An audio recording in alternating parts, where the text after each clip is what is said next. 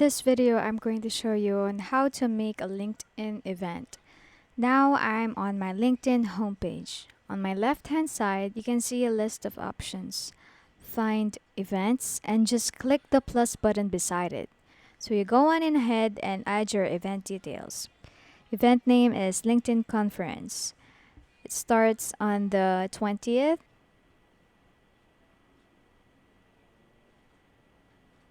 and ends on the 21st. Add the link.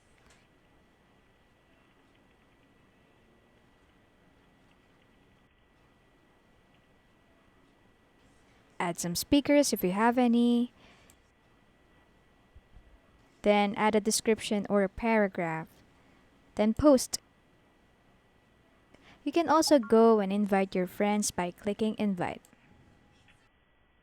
You can also add a photo at the top. And that's it. If you found this video helpful, click like and subscribe.